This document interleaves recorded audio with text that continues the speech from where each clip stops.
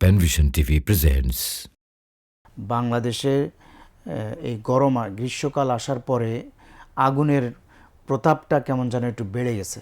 এই বিপদটা মার্কেটে, বাড়িতে, বিভিন্ন জায়গায়, বিভিন্ন টাওয়ারে খুব খুব বেশি পরিমাণ আমরা দেখতে পাচ্ছি। মোহতারাম, আপনার কাছে ভাই প্রশ্ন করেছেন যে আগুন কোথাও হয়ে গেলে এটা তো অ্যাক্সিডেন্ট, আল্লাহর পক্ষ থেকে এটা একটা বিপদ, মুসিবত।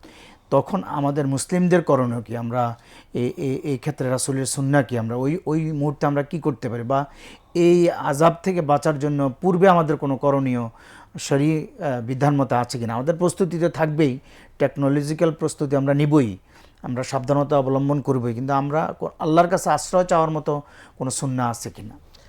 ধন্যবাদ। প্রথমতে আল্লাহ রাব্বুল আলামিন সূরা নিসায় ঘোষণা করেছেন, ইয়া আইয়ুহাল্লাযীনা আমানু খুযু হিযরাকুম, তোমরা সতর্কতা এবং সাবধানতা অবলম্বন করো। জি। তাহলে সতর্কতা সাবধানতার জন্য রাসূলুল্লাহ সাল্লাল্লাহু আলাইহি সাল্লাম আমরা দেখলাম যে ম্যাক্সিমাম অগ্নির ঘটনাগুলোই ঘটেছে মানে মানুষের বিশ্রামের সময়। জি।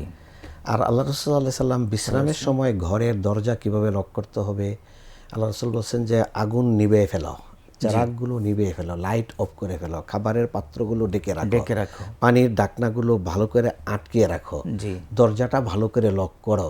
এই যে সাবধানতা রাসূলুল্লাহ সাল্লাল্লাহু আলাইহি সাল্লাম শিখিয়ে দিয়েছেন, এই সাবধানতাটা কিন্তু এই যে আমরা যে সমস্ত সার্কিট ব্রেকারে অ্যাক্সিডেন্ট অথবা অন্য কোনো মশার কয়েল থেকে অথবা ধূমপানের উচ্ছিষ্ট থেকে যে কোনোভাবে হোক আগুনগুলো লাগছে, এটা আমরা মনে করেন যে সাবধানতারই একটা ত্রুটির কারণেই হচ্ছে।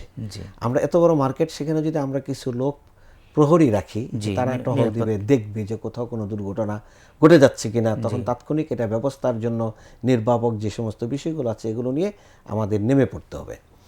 2 নম্বর হলো আগুন লেগে গেলে তাৎক্ষণিক আমি কি করব, দোয়ার দৃষ্টিকোণ থেকে দোয়া দিয়ে কিন্তু সব জায়গায় আমি চালাই দিতে পারবো না, দাওয়া লাগবে আমাকে। যদিও আগুন বিপদ দেখলে আল্লাহু আকবার, এরকম একটি রওয়ায়াত বিভিন্ন হাদিস আসছে, কেউ এটাকে হাদিস শুদ্ধ বলেছেন, কেউ এটাকে দুর্বলও বলেছেন, কিন্তু আল্লাহু আকবার, আল্লাহু আকবার বললে এটার দ্বারা আগুন নিবানোর একটা, নিভে যাওয়ার একটা সুযোগ আল্লাহ রাব্বুল আলামিন করে দিতে পারেন, অথবা একটা তাৎক্ষণিক চিন্তা বা বুদ্ধি তার মাথায় দিয়ে দিতে পারেন যে কিভাবে আগুনটা নিবানোর সুযোগ পাওয়া যেতে পারে। এজন্য আল্লাহু আকবার বলে আগুন নিবানোর জন্য নিজেকে প্রস্তুত করা, এটা হলো এক। আর আল্লাহু আকবার ধ্বনি শুনলে সমস্ত মানুষই দ্রুত ছুটে আসবে বিপদে আক্রান্ত ব্যক্তিকে সাহায্য করার জন্য অথবা আগুন লেগে যাওয়া জায়গায় আগুন নিবানোর জন্য।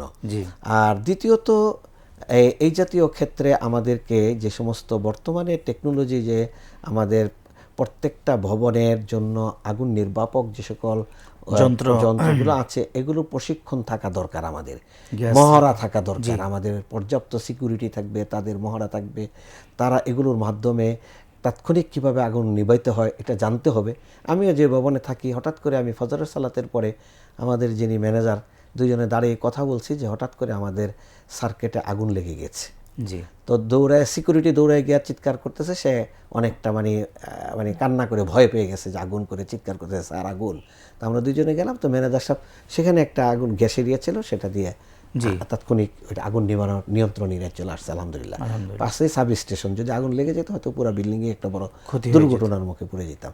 তাহলে আগুন নিবানোর জন্য যে প্রশিক্ষণ হিজরাকুম, এটা একটা সতর্কতাও কিন্তু আমাদের, যে আমাদের পর্যাপ্ত ব্যবস্থাপনা আমাদের রাখতে হবে, আগুন যাতে আমরা তাৎক্ষণিক নিভে ফেলতে পারি, এই বিষয়টা। 3 নম্বর আগুন লাগলে এক শ্রেণীর লোক সেখানে লুটতরাজে মেতে ওঠে, যেটা আমরা দেখেছি। এটা কিন্তু অন্যের সম্পদ, কোনো অবস্থাতে অন্যের সম্পদ, লা তাকুলু আমওয়ালাকুম বাইনাকুম বিল বাতিল ইল্লা আন তাকুনা তিজারা আন তারাদিন, 2টা পদ্ধতি ছাড়া কারো সম্পদ ভক্ষণ করা জন্য জায়েজ নেই।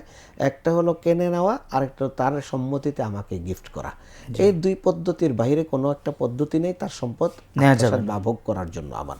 তো সেই দৃষ্টিকোণ থেকে যারা এই ক্ষেত্রে অন্যের সম্পদ নিয়েছে বা নিচ্ছে, তাদের উচিত হলো এই সম্পদ ফিরিয়ে দেওয়া এবং না নেওয়া, এটা নিশ্চিত করা।